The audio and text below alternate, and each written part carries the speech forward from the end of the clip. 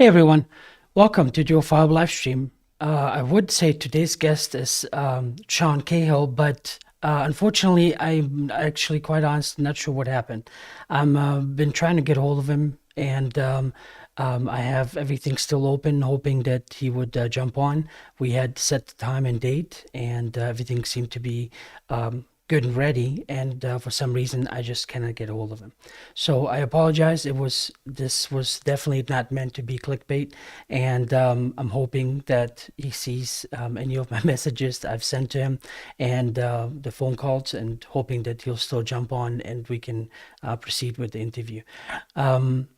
I guess I really didn't have anything else prepared for any of you other than maybe just open lines to interact with any one of you that would like to either call in on Telegram or ask some questions on the regular chat rooms, whether it would be on YouTube, Facebook, Twitch, or Twitter. So, yes, like I said, I apologize. I am waiting for him to basically just log in, and because everything seemed to be just fine and ready. And again, I'm really sorry. Definitely not clickbait. Forgive me. So, if any of you that are on and just would like to ask some questions, please make sure to have three asterisks before the question, so that way I know it's meant to for me. And also, you can join Telegram to just talk to me directly. And if and when Sean can log in later on today, or late, not just later on today, just hoping in a few more minutes, but we'll see what happens. That's also using Telegram is the way that you can talk to him as well. So right now we have military witness to UAP. Welcome, saying here, hi Sean. I'm sorry, Sean is not here right now. I'm really hoping he logs in here soon, because just like I said, with the interactions we've had, there's no way he could forget this.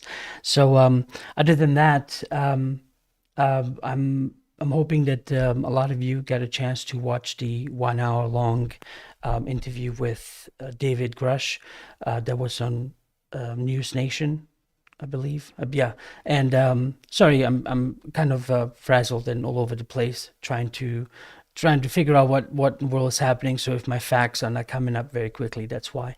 But anyway, and just I'm curious just to hear your thoughts, and just to see what you all thought. I know there were some people online that had I don't know if this is what they do regularly, but it's these YouTube psychologists. So they read the body language and try to kind of give their perspective on what they think this body language means, the eye roll, the tight lips, all these different expressions that when people speak usually have some kind of meaning to them. So anyway, those are pretty interesting to watch. And but then again, the whole, I don't know, I mean, it's interesting to hear their perspective, but it's not a surefire way to know, oh, okay, they know for sure he's telling the truth, or okay, they know for sure he's telling a lie.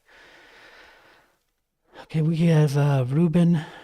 Ruben says, "No worries, Edna, and always appreciate your live streams." Well, thank you. I appreciate too. I'm appreciate all of you being on. I don't know.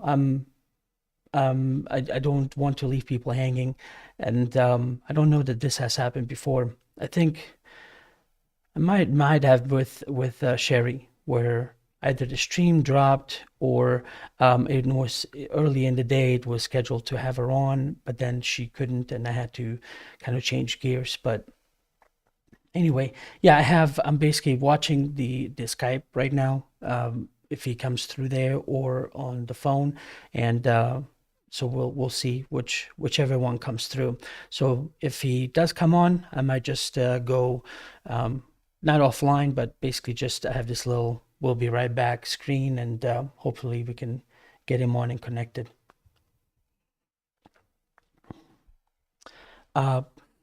Finn says hello from Twitch. Hello as well. I usually don't have people on Twitch or that many watching. By the time each evening or each time that I have one of these live streams, it's usually always anywhere between 3 or 4. So it's a big crowd. But anyway, it's a platform I've been wanting to expand to, and have been streaming there also, just so that it's a backup to YouTube.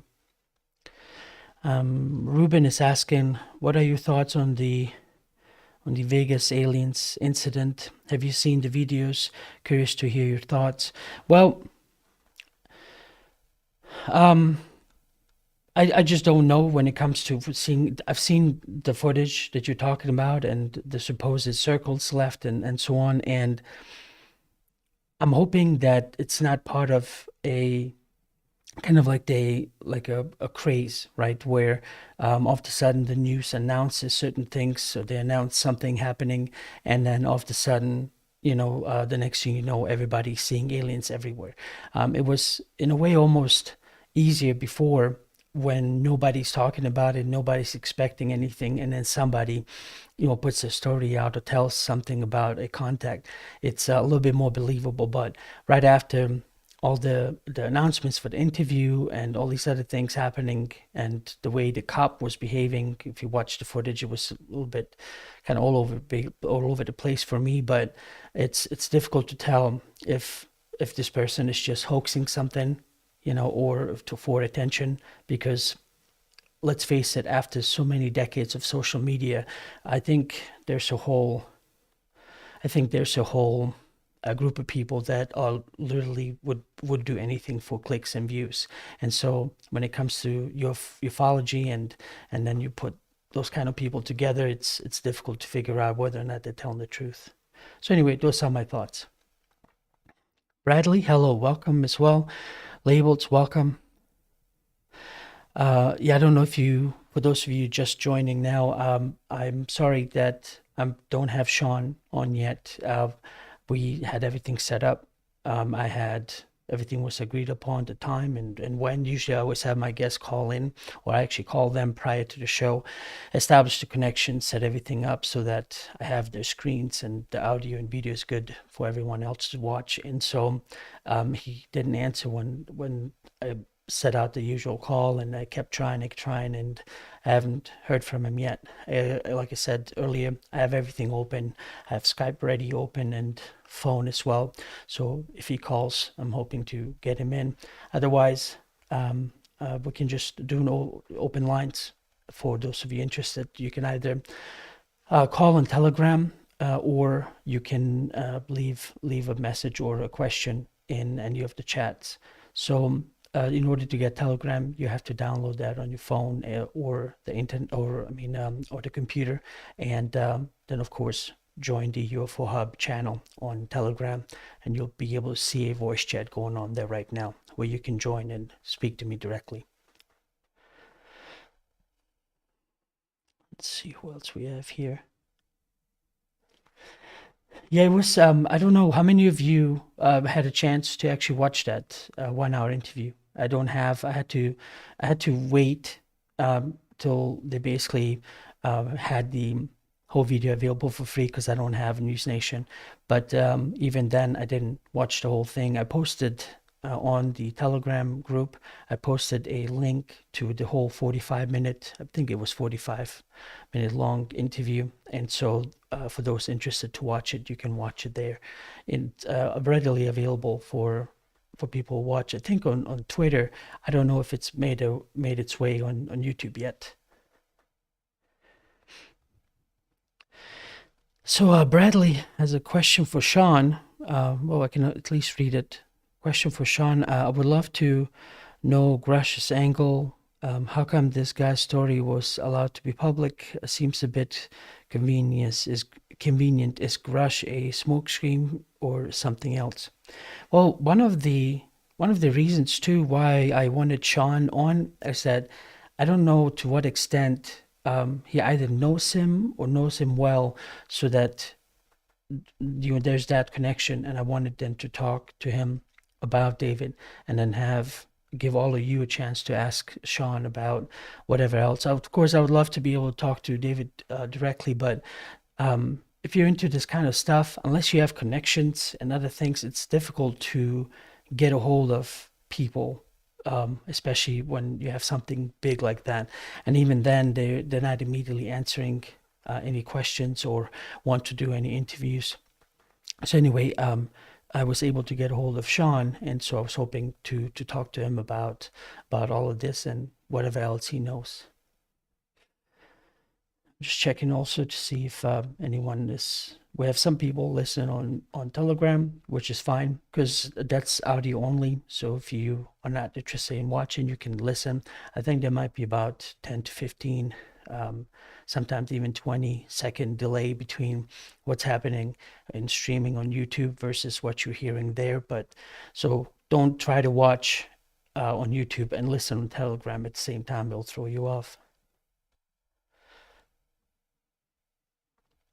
So yeah, I'm glad all of you were able to join me today. With those that are watching, and yeah, I just don't know.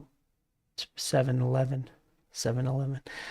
now, and I already texted him and called, and I've left plenty of messages. I don't know that sending one more is going to help. I'm just hoping that if and when he gets a chance, he gets to see this and gets back to me. But I did want to show. I did want to start the show on time, so that y'all know what's going on. I didn't want to wait and, for example, it'd be 7:11 and he's still not being live, and maybe for those who were waiting, wondering what in the world is going on.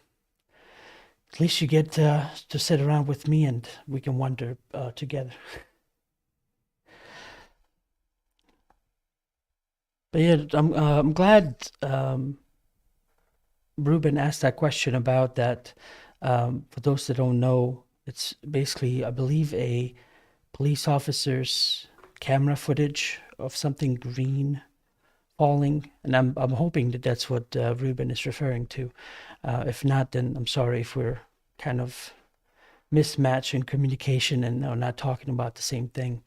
But yeah, that whole event, I don't know, there haven't been any more afterwards, or at least that I know of, to where all of a sudden people start calling in and reporting and going out on YouTube and on video. There, I would hate to have that kind of influx or that kind of inundation out there, because for those that are truly seeking, if you have those that have been around for a long time, talking and discussing the things that we all have been over the years, and then you have all that flood of all that, I guess, lies or misinformation or clickbait or whatever you want to call it, that would really suck. It'll be difficult to kind of, for anyone that's new and joining this group of ufologists, it will be difficult to figure out who do I listen to, or they'll go down on the path listening to one person after a while, only to realize that they were being lied to or it was just a hoax.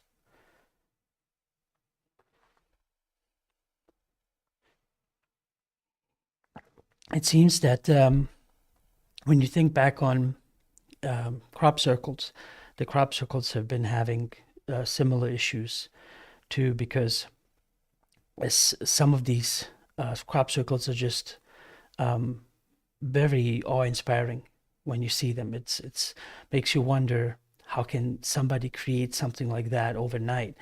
And when it came out that at least some of those were created by these two guys and using these wooden planks and rope and all this other stuff, everyone immediately dismissed as like, yep, it's a hoax. All right, nothing to look at anymore. Those that knew better never gave up the research, but it's that kind of thing that I'm talking about and hoping to avoid when it comes to at least ufology, especially whether this turns out with David to be a huge nothing burger or some kind of planning or whatever. At least, I don't know, at least created some buzz that I was hoping we could all ride this wave. Nope, still checking. Nothing from Sean yet. Well, I don't know. What is there anything else maybe some of you would like to discuss? I know y'all have joined in, and so I don't want to waste your time. We can at least spend this evening together. Let's see. Bradley says, Adnan, did you manage to watch Grusch's 2-hour presentation at the National Press Club on Monday? that Antarctica excerpt you posted is just like, wow. Yeah, well, no, I did not get a chance to watch that either. But let's see. I'm glad I have my web stuff open, and let's play some of that. That would be at least something worth watching or listening to. All right, let's get through all these windows here. Maybe one day, I don't know when, but I'll have a producer where they can just cue this in for me, and we can have a more of a flawless show. But all right, let me see here. Let's copy this link and bring it in here. All right, what I'm about to, I'm glad I had this ready. There you go. What I'm about to play is this is, I found this online, and this was part of that excerpt that Bradley was talking about from this Greer's national press that he had going on.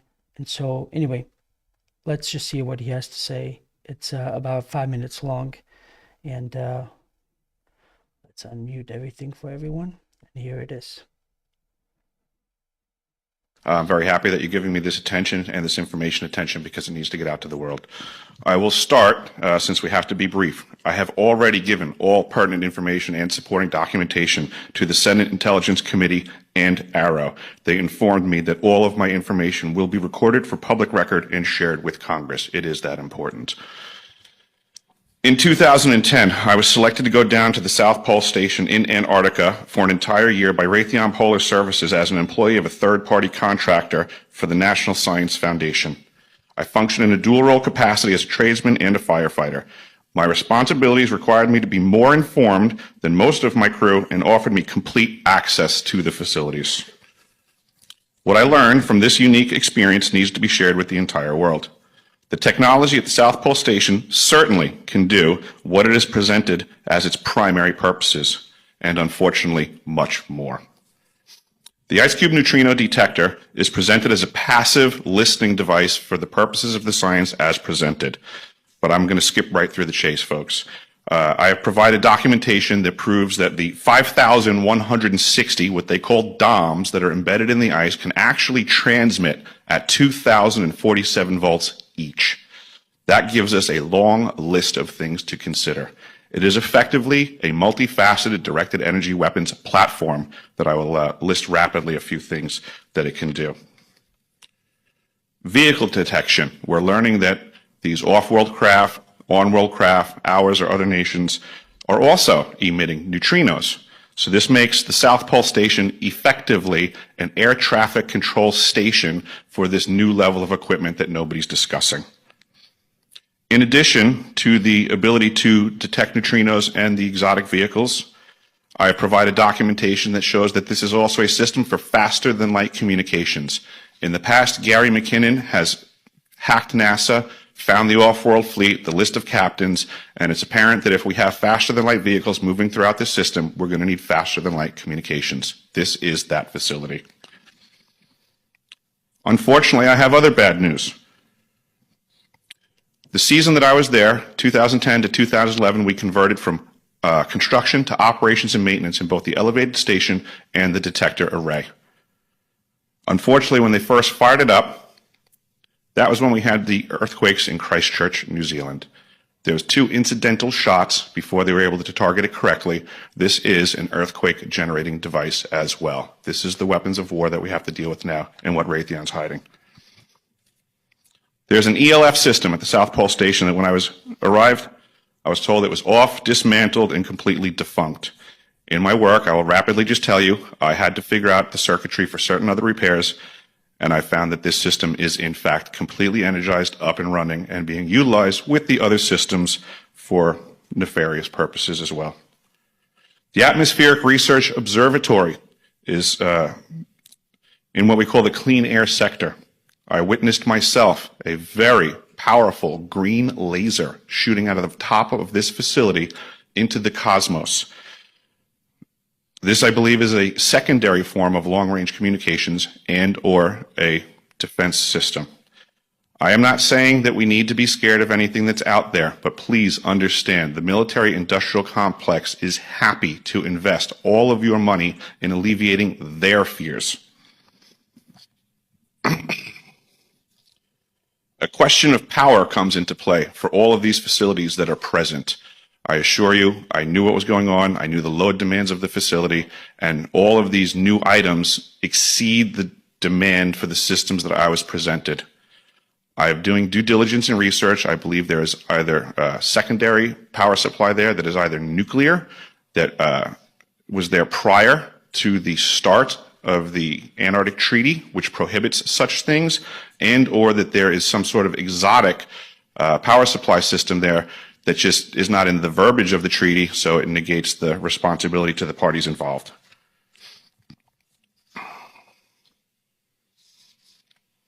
I think that pretty much covers it for time. If anybody wants to find out more, I have a website where all this information is at. For brevity, I'll wrap it up, but you can go to deciphering.tv. I've documented all of this stuff, and information is available.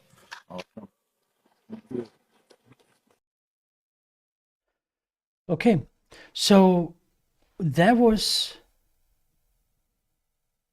I guess, that was an excerpt of what was discussed, at least from this gentleman's presentation. But I'm confused.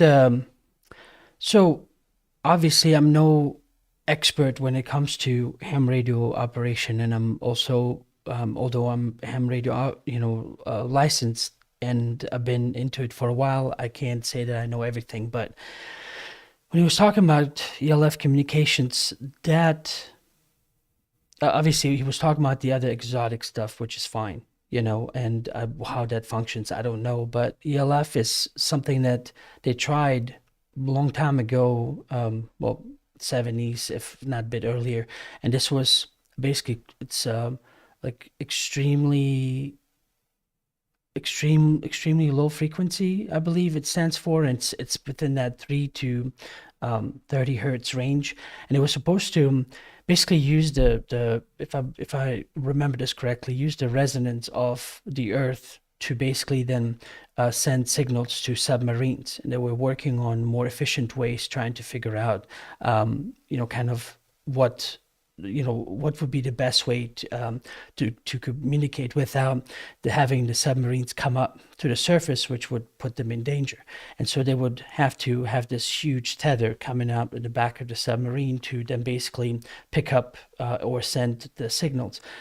But if I'm not mistaken, the way it works, it was so inefficient that within like half an hour you could only really send like 2 or 3 characters, and so from what I understand, there's one in Wisconsin, a installation that was kind of set up, and it worked for a little bit. There was huge backlash, and they kind of dismantled it now. I think you can go there and check it out and look at it. But other than that, I don't know why they would still have an ELF system set up, especially if we're talking about something that inefficient to communicate or do any kind of these intricate communications. I would think it would have to be something more exotic. So as he's mentioned, but why they would have ELF in addition to that, I'm confused. I don't know.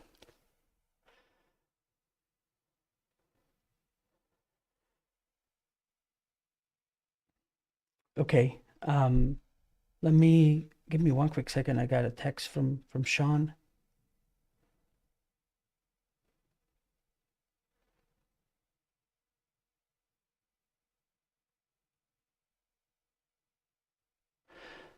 Okay. Sorry for those that are just also only listening. I'm actually just reading the text right now, trying to figure out how it's looking, whether or not he can still make it.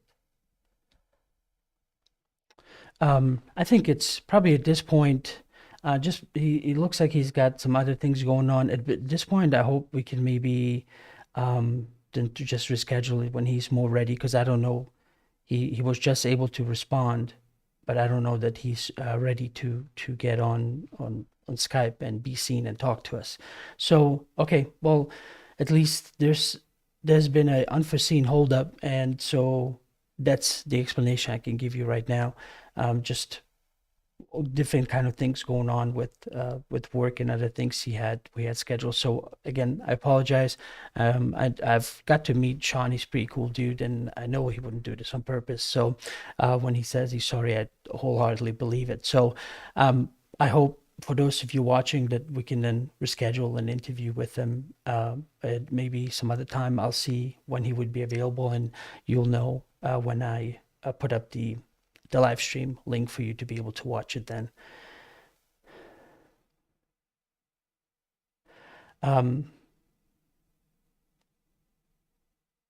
Okay, let's see. Let me see if I can.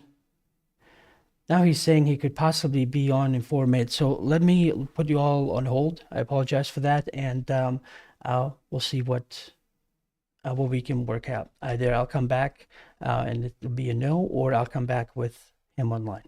So sit tight. I'll be right back.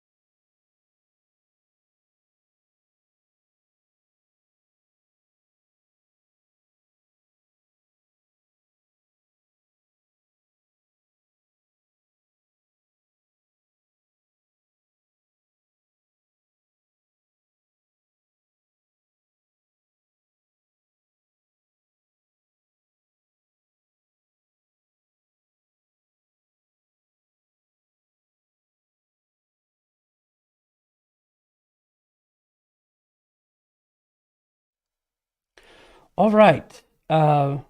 Ooh, almost hit stop on the button for streaming. Okay, look.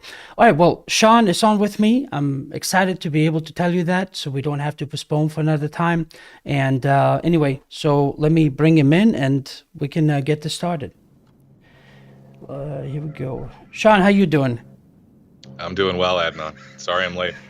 Oh, no problem at all. I'm glad you'll be able to still get back to me, and I've actually got to try out something brand new today, or at least I should say brand new to me, because I was trying to figure out how can I still bring you in while I'm displaying some screen out there for somebody to to hold tight and wait for you. So anyway, learn something new every day. So. Sean, I'm very happy to talk to you again. I know it's been a while. It looks like you cut your hair since I've seen you last. Oh no, Forrest is going to be distraught because you're not Jason Momoa anymore. That's a little inside joke that we had at the conference because Sean was one of the keynote speakers there, and it was a great presentation, very well received. So again, I'm glad you were there, glad we're able to make it and present.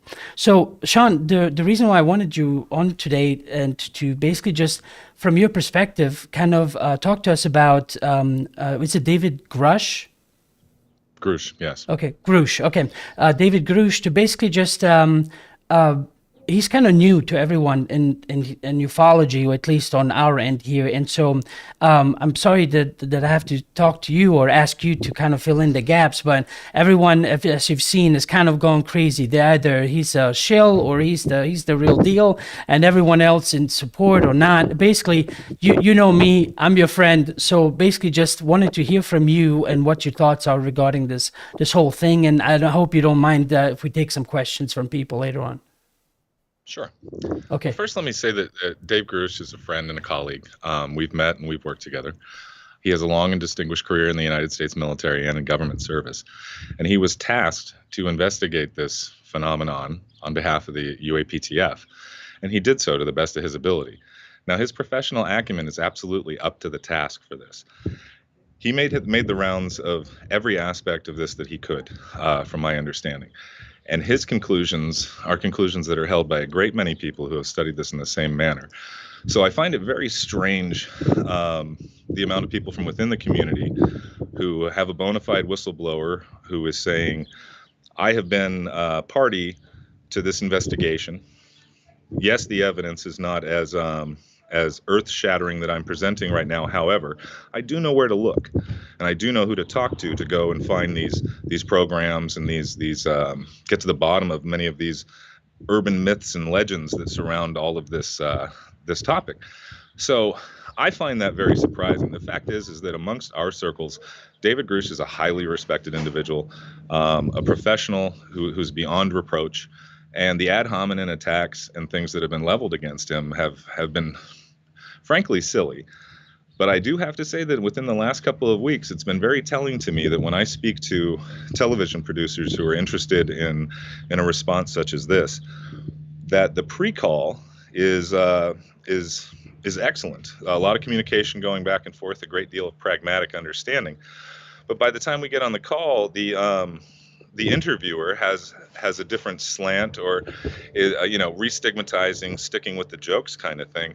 So while we've seen a lot of very serious response to this, there's still a lot of the same old going on, and we need to break through that to get into a real investigation about this.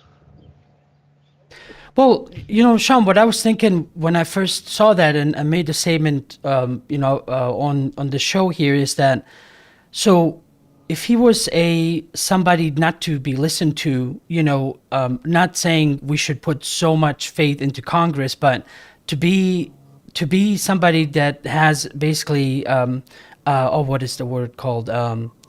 Deposition by Congress, right? To talk to him about this, to be somebody then in intelligence and have all these higher ups basically listen to him behind closed doors. That is the difference. That it's like, okay, if he's just a nobody, why would they spend the time even listening to him? Not. That's a fantastic point.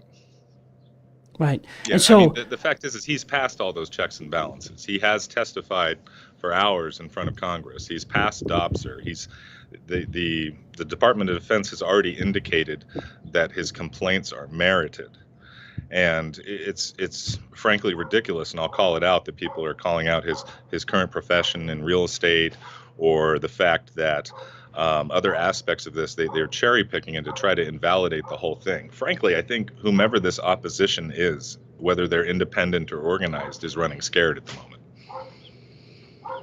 well, so also, I wanted to, when something about why him, right? Because I think, forgive me, I don't know all the, I'm not too familiar with all the interviews you've done. There was one that I caught where somebody was making the argument about the 80 years, nobody coming forward or something, and you very elegantly, corrected them. I forgot what was it. What was it? Was that News Nation? Was it CBS? I forgot where. That was News Nation with Leland. Okay. And yes, I know exactly where you're coming from here. Why Dave? Why now? Etc. The why now part, as you and I know, as people who've studied this, people have been coming out and have unofficially blown the whistle numerous times.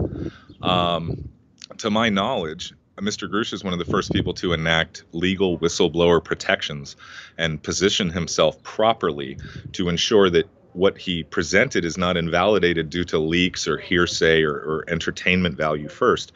So, first of all, why Dave Grusch? Because he's the first person, to my knowledge, that has had the proper acumen, bona fides, and has carried out an investigation for the United States government, and who understood the Whistleblower Protection Act. So I think that this was a very rare set of circumstances. But I also think that Mr. Grusch is a crowbar.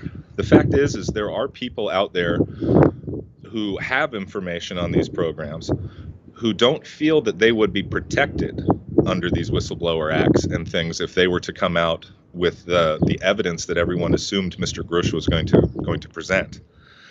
So we need our legislators and our government to ensure, beyond a shadow of a doubt, that regardless of the level of understanding of a program, whether it's a special access program, whether it's something that's just TSSCI or something like that, these people, if they feel the same way that Mr. Grusch does, that a injustice has been done to the American people and the world at large, these people are waiting to have those protections. They are ready to talk.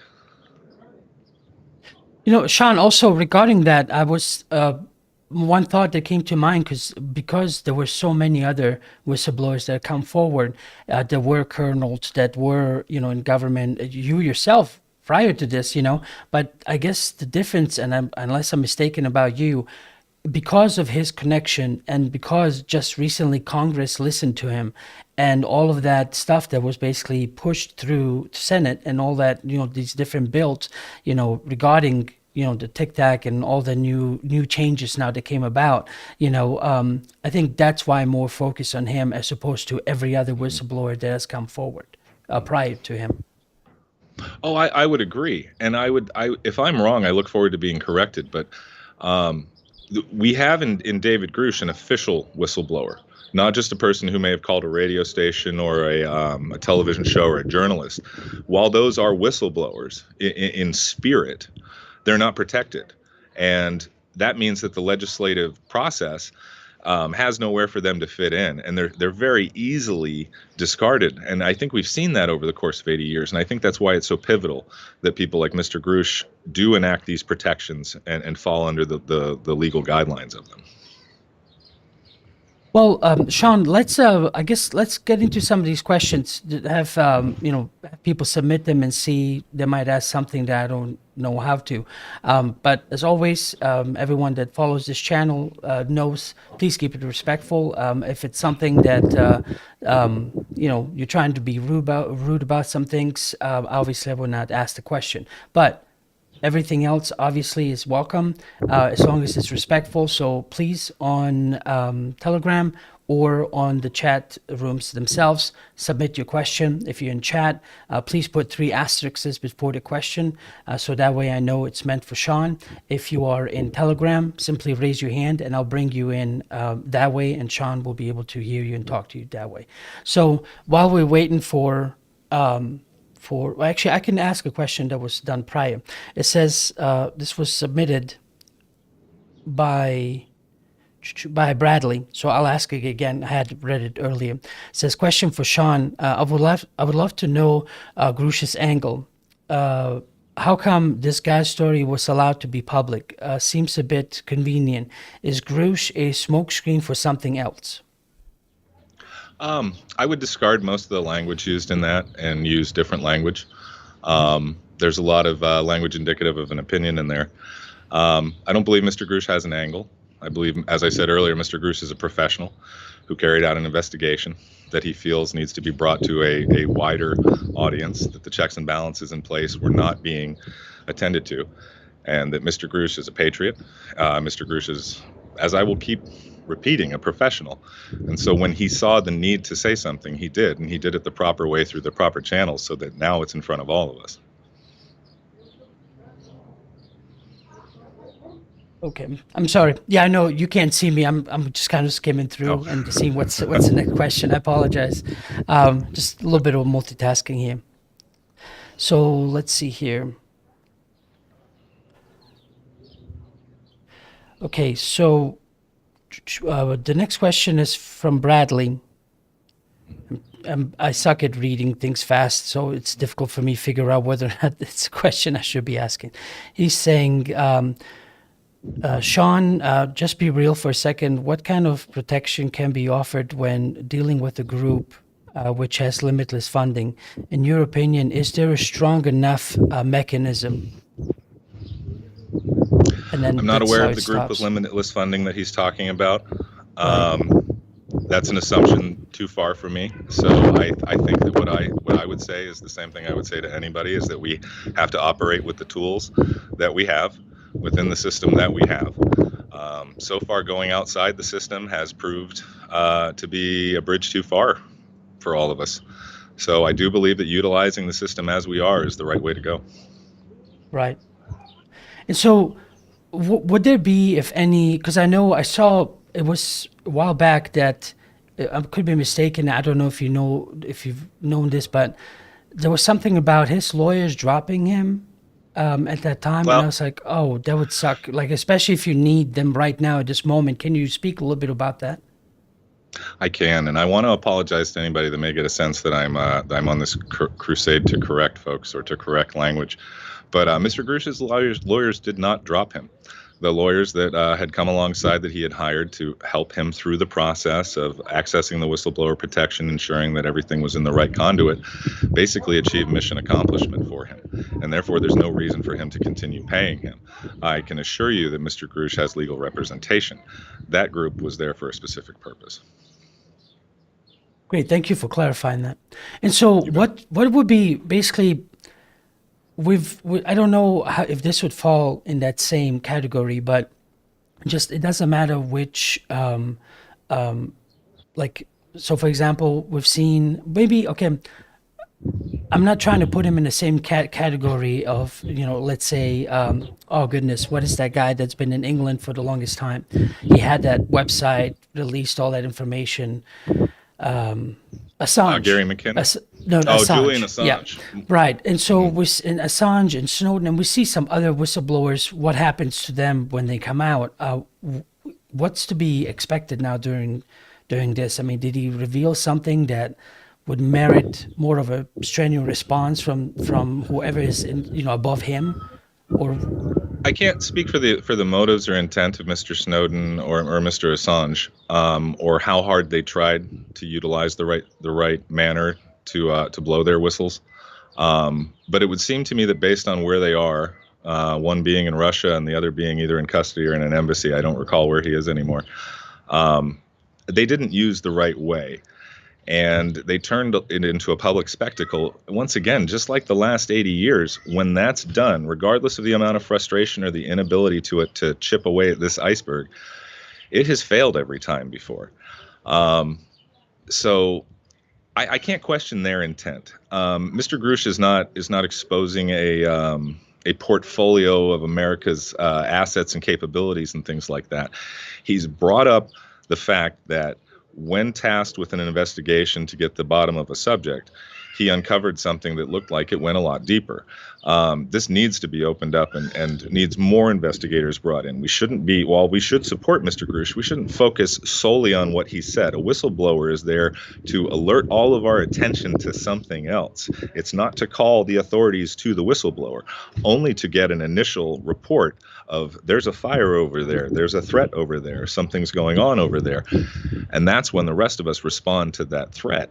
So, or that issue, not to paint it as a threat. So we're back to this kind of square one thing where we have a chance to do this right this time. And it's really important that we don't conspirialize, I'm not going to come up with the word, but turn it into a conspiracy. We have the tools to do this right. Well, you know, especially you know, during this time when Luis Elizondo first came out, I could be mistaken, and I hope that I'm, you know, because I tried my best to know what the hell I'm talking about, but I'm not too much into this other aspect of things where, you know, the nuts and bolts. So, and I haven't been in a very long time, so forgive me if my memory is lacking at that point. But initially, they were also denying that program existed. And then the Pentagon came out and said, okay, well, we did have a program. We spent $22 million. You know, and it seems to me maybe something similar to this would come out, because they did come out and denied this, but then will come out and like, okay, well, maybe we do have aircraft and, you know, beings, bodies, and so on. You know, and I don't know, I guess it's that game that they always have to play, because that, to me, when I first heard it, I was like, okay, like, what's the big deal? Only later I realized then of the ranking and why, for example, him as opposed to Colonel Corso or any of the other ones that have come before him, you know, and such yourself, you know, or Luis, you know, Elizondo. So, you know, why not just as much of a big fuss about that? And so, I think I hope this is that little wedge in the door. They'll never be removed, and they'll always be staying open until somebody opens the door all the way, you know, or we just stay at this stalemate. I don't know what else to call it. I think we have a foot in the door. I really do, and I think we have it in a way that we never did before.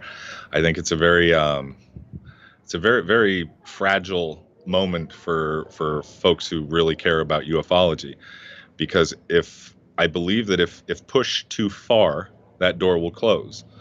But I believe that there are folks on the other side of that door that want to have this conversation, want to open it, albeit slowly. Right. And so, for those of you just tuning in, we're a bit later than usual. Excuse me. I'm still glad that Sean was able to make it and be able to do this interview, but we're doing Q&A right now, so if you have any questions in the chat, please make sure to put 3 asterisks before the question, so that way I know it's meant for Sean. If you're on Telegram, just simply raise your hand and I'll patch you through and you can ask your question directly. So we're in that process right now, so now would be the time. If questions you have, ask them now, but like I said, please keep them respectful. And so, Sean, what I know this is like, you know, I don't want to turn this into like hearsay, but have you had a chance to talk to Luis Elizondo and just kind of talk to him about this and what his thoughts are, if you can share any? Well, it's not something I've had to call him to ask for his response or anything. We have both worked with Mr. Grusch. We're both aware of his acumen and his bona fides. We've talked about the public response. We've talked about ways that we could, how do I put it? Ways that we could help people who are jumping to a lot of conclusions based on apparent logic. You know, where Mr. Grusch comes from. Why do we trust him? Those are questions that we get a lot. So we've discussed a little bit of that, because for us it's quite easy. When you serve with somebody and get to know them and or have worked with them, it's very easy to track through the network who the people with integrity are and who are not, because word gets around. but that's not something that the general public would enjoy. So therefore, all we have to show them is his record, and his record is unimpeachable. So, Sean, I have a question from Pauline. Is asking, is it possible they are having to come out because ETs are pressing the government for public awareness? The question was is it possible? I suppose it is. I don't have any knowledge of that through channels that I'm privy to. I think a lot of us have seen a great deal of rumor out there from Hayam Ashed, from Israel, and there have been some other folks of rather high stature who have made claims. I haven't seen anything on my side of the fence indicative of any kind of contact like that pressing a geopolitical issue. Is it possible? Absolutely. We're dealing with a very, very widespread phenomenon, and and I don't mean to be silly. I do understand what one of your listeners said earlier when they said be real. It's possible. I would love to know what is really at the bottom of all of this too. So I think you might have actually answered this question already. It's from Bradley again, basically asking, in your opinion, do you think Grusch testimonial will turn into something actionable? I do. I'm getting very positive rumblings back from the Beltway in my networks that this is being taken incredibly seriously, and the fact is a lot of people just aren't talking about it openly. They're gathering information and they're preparing for the next step. Okie doke. So when do you think he will continue speaking on this? To speak on this, or was this one-time interview? Is that pretty much it, or will he kind of come out and talk about it more, or like a lot of the interviews that I've often seen, it's always the initial interview, but then it's like the same story but different networks because they're asking to retell it. Can you maybe speak on that, please? I can't say as what Mr. Grusch's plans are going forward. I believe that, like a lot of us, he will use his voice as long as it is useful. A lot of us don't want to stick around repeating the same story over and over again. You and I had to talk about that at Ozarks, about maintaining a need. Don't create a need for yourself. I don't want to be a pundit. I don't want to be here in 10 years, you and I having the exact same conversation about this time, or anything like that. So I think a lot of that will come down to how Mr. Grusch is treated. I know he has a lot of courage. I know he's willing to stand up to a lot of nonsense. His home has been broken into. He's been surveilled, and he's had the courage to make it through that stuff. But sometimes the court of public opinion can be a little bit harsher than the realities of war for some folks. So it wouldn't be shameful for Mr. Grusch to say that he said enough. But I believe that with his courage, that he'll stick around for as long as he's useful. Right. Well, I believe you usually have a very inquisitive crowd, but I've had this one dude, I guess he's on Twitch, and he's just been blowing it up about all kinds of negative things. So I'm like, I can't, honestly, knowing you, I don't want to even entertain it. It's like, I do want them to ask whatever they can possibly ask, but if you're going to be rude about it, I'm sorry, it's the wrong place for that. This other question I have, and I don't know what this is in reference to, if you can answer it, or maybe give me a little bit more light. This Robert says, is Sean aware that the 1933 Italian UFO recovery case was debunked 20 years ago by CISU and Eduardo Russo? I'm aware that that's some people's opinion. I don't share that opinion. A lot of people claim to have debunked a lot of things. A lot of people claim to have debunked the Tic Tac. They didn't. A lot of people have claimed to debunk many things. I don't share that opinion. So.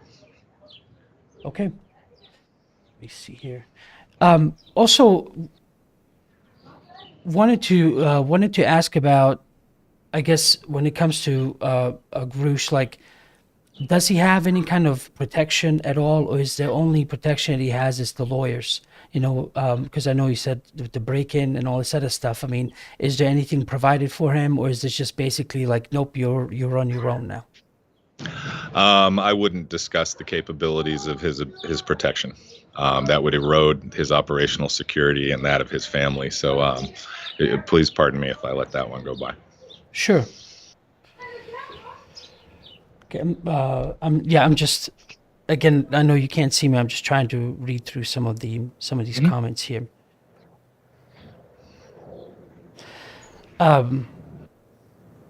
So also then, when what I was, I was mentioning, there was so many different videos out there of these analysts that are supposed to be psychologists, and they're kind of reading body language and all these different things. And I don't know if that's helping or not, but at least for some reason, more than usual, it was on my feed, on YouTube, and a lot of times I can't figure out if that's them trying to push something, or if it's just truly the algorithm thinking, hey, you might be interested in seeing this, But it was kind of funny, because to me it's almost like watching human, it's like watching human lie detectors, but a human can make a mistake of what that tight lips, what they mean, what eye roll means in that particular context, and all these other things. So I don't know, there's so many people that started reading into so much stuff immediately. I think it can only add to the distractions. Like, I'm not trying to make this whole thing just sound milk toast and, hey, everybody, let's just all calm down and see where this goes. But this is a huge step, considering how long I've been into this. For it to make the news, I personally, for somebody that just would love for people to know more or be interested more in ufology, it was a great thing to have happened, And I was just saying also earlier that it might add, all these different people might now add so much mud to everything that you can't figure out the truth even if you want to. Well, allow me to say that I spent the majority of my career refining the interview and interrogation techniques. And before anybody gets up in arms about the word interrogation, it means to ask questions, and it's an interview is what you do with a victim or a witness, and an interrogation is what you do with a suspect. So I don't want them to jump to any conclusions on the strength of that word. However, we utilize body language, we utilize facial expression, we utilize eye movement and things like that to try and determine part of the baseline of a suspect. However, the fact is that those are not infallible techniques. And many times it's not until after an investigation is complete and all the evidence is laid out on the table, and even sometimes when the court case is completed, that you get to compare the results to the initial impressions. And that's why we know that it's not an exact science unless you are following a specific roadmap of interview and interrogation. It's hard to set up the baseline for that to make those determinations. So a lot of times just watching an interview, it gives people views on the internet and it gets people on shows, and it's good for a talking head and an opinion piece. But the value of that for determining someone's intent is very low in a professional sense. Sean, will you talk to Grusch some more in the near future, or just the past acquaintance? Would that be basically it for you? That really remains to be seen. If Dave needs help that I can provide, I would definitely be there for him. We're not pals. We don't socialize. We live very far away from each other. But if there was something I could provide to help him, I certainly would. And I think that goes both ways. I'm going to ask the last question first, and then the previous one after that. Gigi is asking, Sean, have you ever worked with an extraterrestrial? With an experiencer abductee to validate them? If so, who? What was the last part? To validate them? To validate them, yeah. And it says, if so, who? I wouldn't say that I'm a person that can provide validation to anybody. I've had my own experiences. I've had a lot of conversations with other people that call themselves experiencers, and tried to find commonality amongst those. I've read a great deal of things, but I think a lot of times we and until this is solved with authority, the validity comes from within, and it comes from each other. I think we seek out that validity amongst the community, and eventually we have to come to terms with our own experience on our own. Of course, we're all waiting for the big answers from authority, but for a lot of us, it really doesn't change the fact that these experiences aren't necessarily as linear and don't make as much sense for each person.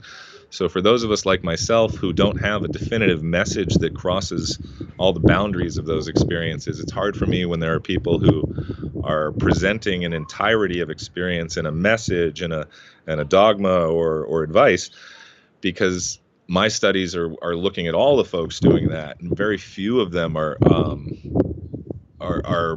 comparable in their continuity and data and things like that. So I'm one of those folks left wondering too, how do we validate these experiences?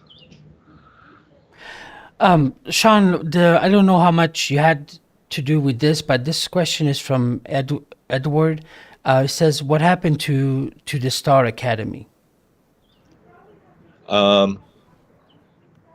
Like a lot of folks, I watched that from the outside. There was a period of time when I was considered for a position at TTSA, but that position dissolved around the same time that the breakup happened. I don't have all the details on it. I do know that that everybody has maintained a good relationship, but it just didn't seem like, if I may, in my opinion, that the roadmap that was presented at TTSA was going to get us where we needed to get as far as historical change. That's my opinion. I don't hoist that upon anybody else. It was disappointing for me, but I do believe that Luis Elizondo, Chris Mellon et al. Made the right decision by moving out of the infotainment aspect of this and going straight for the jugular of government and leadership. Another question from Bradley is asking, in your opinion, do you think Grusch testimony will open the door for there to come, will open the doors, I guess, for others to come forward, or will the treatment of him now determine this? Does that make sense? It'll be a mixture of both. A great number of people have signaled an interest in initiating the whistleblower protection process. I don't want to say too much more than that. I think a lot of people in that pool, so to speak, have been actually emboldened by the negative treatment that he has received, and in fact, it has just given them more cause to stand up.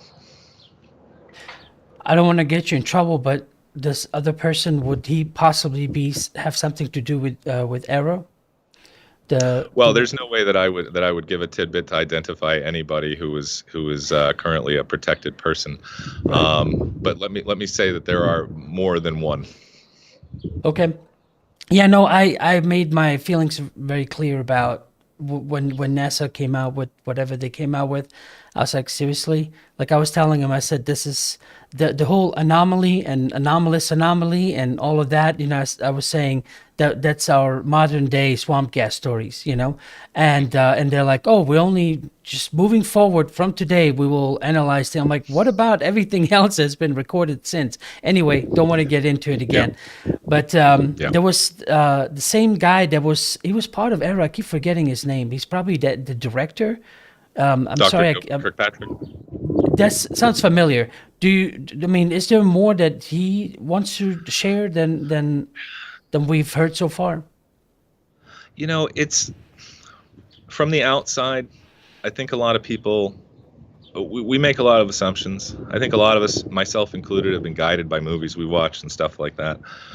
But we've got a person in mid-level government, in mid-management, that has been assigned a task.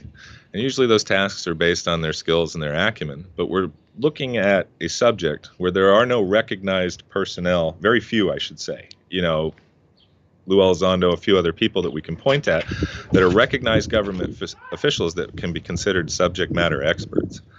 So it's... Sorry, my dog's trying to get out of the house and he's breaking my train of thought. That's all right. Can you help me? Can we revisit the question for a second? I was basically Kirkpatrick. I was saying, would there be a chance, or is there something that he might be coming out with that he's not saying now? Well, yes, but I think what we have to remember is this: he has guidelines. Those guidelines, when you receive orders per se, or a mission tasking, you're given the confines, the guidelines, where you can operate, who you can operate with, and what your budgetary concerns are and things like that. Until we know where Dr. Kirkpatrick looked, because if let me put in as a law enforcement individual, when we're first learning how to collect evidence, one of the things that we discuss is an elephant in an envelope, and we say, and what that does is it proves a concept that if you're looking for an elephant, you're not going to open envelopes in someone's house and look inside for that elephant. You're not going to look in a bedside drawer or in the bread box or something like that. Now, that said, when a person is given an authority to conduct an investigation, they are given the guidelines and boundaries of that investigation. And so I'm sure that Dr. Kirkpatrick did his due diligence within those boundaries.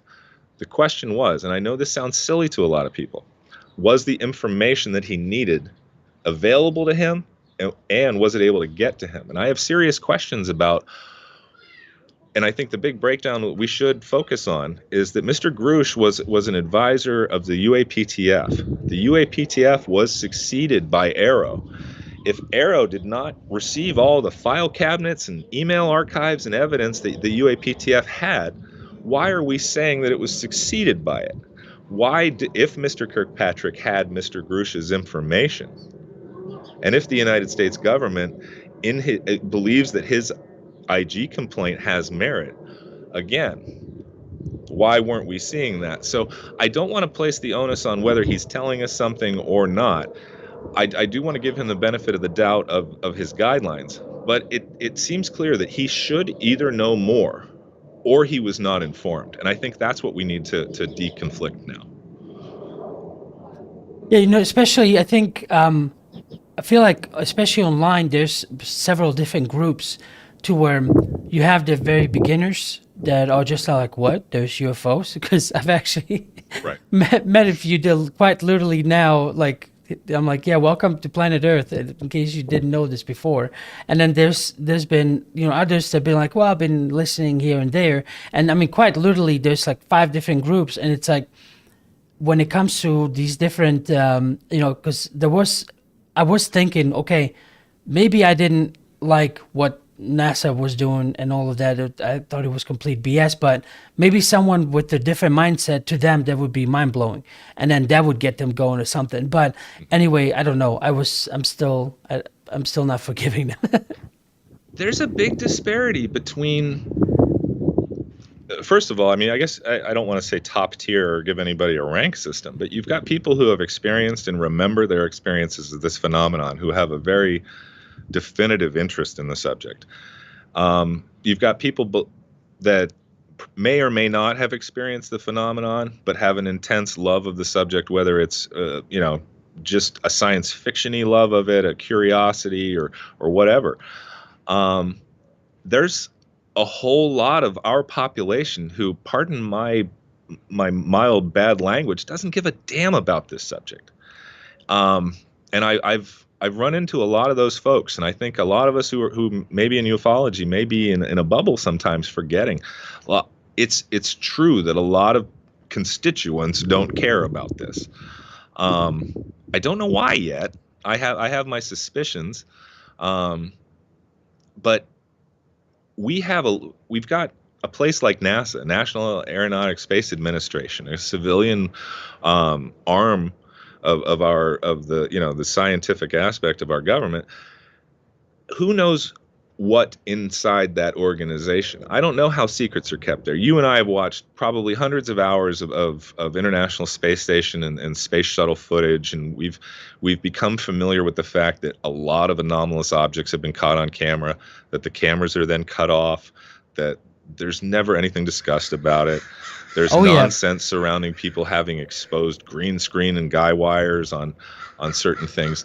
None of these things help any of us trust NASA as an administration. But I think we're back to that. What does the administration know, and how do the people individually feel about this subject? Because it seems like you can be presented all the evidence and go, nah, it's not real.